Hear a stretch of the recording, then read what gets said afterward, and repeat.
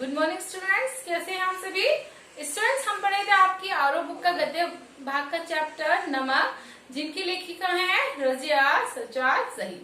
तो बच्चों, कल की क्लास में मैंने आपको ये चैप्टर कंप्लीट करा दिया था। आइए इसके क्वेश्चन आंसर्स डिस्कस करते हैं।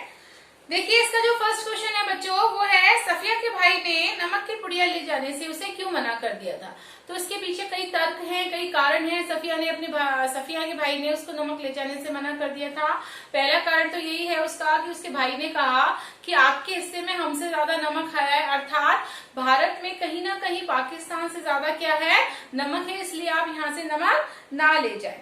दूसरा, उसने कहा कि पाकिस्तान से भारत में नमक ले जाना कहीं ना कहीं गैर कानूनी है। फिर उसने तीसरा कहा कि अगर कस्टम अधिकारी ने नमक पा लिया आपके बैग में तो कहीं ना कहीं वो आपके सामान की चिंदी चिंदी कर देंगे, अर्थात आपकी इज्जत की धज्जियां उड़ जाएंगी और बदनामी होगी। आइए बच्चों, सेकंड क्वेश्चन देखते हैं। नमक की पुड़िया ले जाने के संबंध में सफिया के मन में क्या धुन चल रहा था। तो बच्चों, नमक की पुड़िया ले जाने के संबंध में सफिया के मन में यही धुन चल रहा था।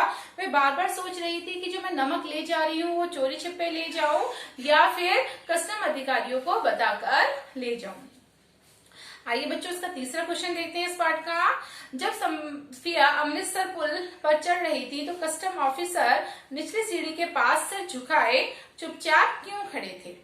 तो जब सफिया अमृतसर के पुल पर सीढ़ियां चढ़ रही थी तो कस्टम अधिकारी जो थे निचली सीढ़ी पर बच्चों इसलिए सिर झुकाए खड़े हुए थे कि उन्हें जो सिख बीबी और का प्रसंग छिड़ने पर अपने वतन ढाका की कहीं ना कहीं याद सताने लगती है। उन्हें भी अपने वतन ढाका की याद आती है। वे सफिया और सिख बीबी की भावनाओं से कहीं ना कहीं पूरी तरह से अभिभूत हो जाते हैं, भाव विभोर हो जाते हैं। उन्हें लगा कि देश की जो हमारी बनावटी सीमाएं हैं उसके पार लोगों के दिल आपस में कितने मिलते हैं, अर्थात उनके दिलों में आज भी कितना एक दूसरे के प्रति प्यार है और अपनी जन्मभूमि के लिए वह कितना तरसते हैं। उन्हें क्या अपने वतन से अलग कर दिया जाना चाहिए। आइए नेक्स्ट क्वेश्चन देखते हैं बच्चों। लाहौर अभी तक उनका वतन है और दिल्ली मेरा वतन ढाका है जैसे उद्गार किस सामाजिक यथार्थ की ओर संकेत करते हैं। देखो बच्चों, पाकिस्तानी कस्टम अधिकारी है, वो कहता है कि लाहौर अभी भी मेरा वतन है और उनका वतन है, लाहौर अभी तक उनका वतन है, अर्थात किसका, सिख बीबी का, और मेरा वतन है दिल्ली। सुनील दास गुप्ता कहते हैं कि मेरा वतन अभी भी क्या है, ढाका है। ये कथन इस मार्मिक यथार्थ को कहीं ना कहीं स्पष्ट कर रहा है, ये बताने का प्रयास कर रहा है, ये कोशिश कर रहा है कि देश की सीमाएं मनुष्य के मनों को कभी भी विभाजित नहीं कर सकती। देश में जो सीमाएं लागू की गई हैं वो हमारे दिलों पर कभी भी अपना राज नहीं कर सकती। मनुष्य का जो बच्चों लगाव होता है हमेशा अपनी मातृभूमि से, जन्मभूमि से होता है, जो शायद कभी भी नहीं टूट सकता है। स्वदेश प्रेम कोई गमले में उगाया गया एक पौधा नहीं है जिसे जब चाहे हम उगा ले, जब चाहे उसको पौधे को तोड़ दे, हटा ले, लगा ले या अपनी मनमर्जी उस पर लागू कर ले। हर मनुष्य का स्वाभाविक रूप से अपनी जन्मभूमि से प्रेम होता है जो कि कहीं ना कहीं अंतिम समय तक रहता है। अतः बच्चों, भारत पाकिस्तान आदि के विभाजन जो है वो अस्वाभाविक है और कहीं ना कहीं कृत्रिम है। आइए बच्चों, इसका नेक्स्ट क्वेश्चन देखते हैं। नमक ले जाने के बारे में सफिया के मन में उठे द्वंद्वों के आधार पर उसकी चारित्रिक विशेषताओं को स्पष्ट कीजिए।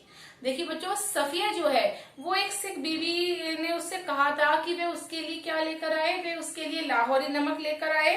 ये इच्छा सुनते ही सफिया ने निश्चय कर लिया कि वे अपनी मोहब्बत कोई, अर्थात उन्होंने जिससे प्यार किया उनको अपनी मुंह बोली माँ माना, उनके लिए कहीं ना कहीं नमक जरूर लेके जाएगी।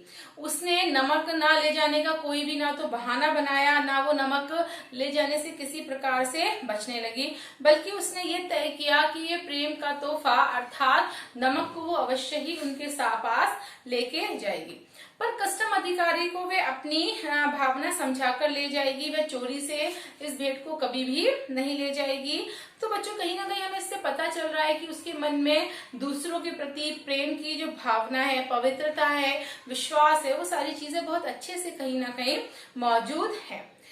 सफिया के मन में बच्चों ये कहीं ना कहीं ये द्वंद्व भी चल रहा है कि यदि कस्टम अधिकारी उसे नमक ना ले जाने की आज्ञा नहीं देंगे तो वो बेचारी खाली हाथ जाएगी। लेकिन तब उसे उस बात की याद आती है कि मैं एक सैयद हूँ, और कहीं ना कहीं सोचती है कि वह वायदा जो उसने उनसे किया था नमक ले जाने का, अब उस वायदे का क्या होगा, वो क्या करेगी, किस तरह से नमक ले जाएगी।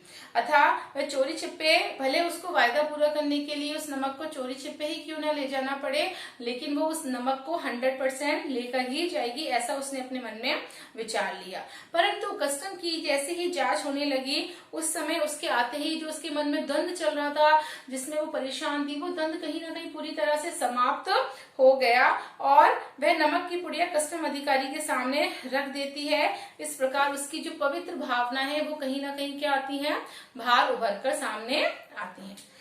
आइए नेक्स्ट क्वेश्चन देखते हैं। मानचित्र पर एक लकीर खींच देने पर से जमीन और जनता बट नहीं जाती, उचित तर्कों व उदाहरणों के जरिए इसकी पुष्टि कीजिए।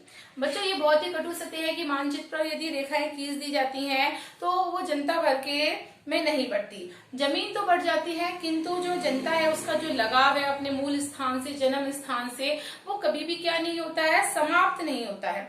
तो बच्चों कहीं ना कहीं हमें ये जो कहानी है नमक ये संदेश देती है और कहती है कि पाकिस्तानी जो कस्टम अधिकारी हैं तथा भारतीय कस्टम अधिकारी हैं, क्रमशः एक दिल्ली के हैं और एक ढाका के हैं, जो आज भी अपना वतन वही मानते हैं जो उनकी जन्मस्थली है। उसमें बता रहे हैं भारतीय सिख बीबी लाहौर को अपना वतन मानती हैं। तीनों ही अपने अपने को कहीं ना कहीं वहां का वतन मानते हैं जहां वो जन्मे हैं, उनको जहां से लगाव है। सिख बीबी लाहौर का नमक चाहती हैं। भारतीय कस्टम अधिकारी ढाका का नारियल को बहुत पसंद करते हैं कि वहां का जो नारियल है बहुत ही अच्छा है, लाजवाब है उसका नारियल पानी। पाकिस्तानी कस्टम अधिकारी दिल्ली की जो जामा मस्जिद है उस पर सीढ़ियों पर सलाम करता है। उसे विश्वास है कि एक दिन हम फिर पहले की तरह हो जाएंगे और सब कुछ कहीं ना कहीं ठीक हो जाएगा। आइए बच्चों नेक्स्ट क्वेश्चन देखते हैं। नमक कहानी में भारत व पाक की जनता के आरोपित भेदभावों के बीच मोहब्बत का नमकीन स्वाद घुला हुआ है, पर कैसे? देखिए आरोपित भेदभाव है कि भारत पाकिस्तान जो है बच्चों वो कहीं ना कहीं अलग हैं, पृथक देश हैं। सफिया के भाई के व्यवहार में ये भेदभाव स्पष्ट दिखाई देता है। इस आरोपित भेदभाव के बाद भी सिख बीबी और सफिया और पाकिस्तानी कस्टम अधिकारी सुनील गुप्ता कहीं ना कहीं सफिया के व्यवहार से उन्हें बहुत ही प्यार मोहब्बत झलकता हुआ दिखाई देता है, और उससे बच्चों कहीं ना कहीं प्रकट होता है कि दोनों देशों की जनता के बीच मोहब्बत का नमकीन स्वाद भी आज जो है वो जिंदा है, और इस स्वाद इस कहानी में कहीं ना कहीं मिला जुला भी है। तो बच्चों ये थे नमक चैप्टर के प्रश्न उत्तर जो आज कंप्लीट हो गए हैं। Thank you.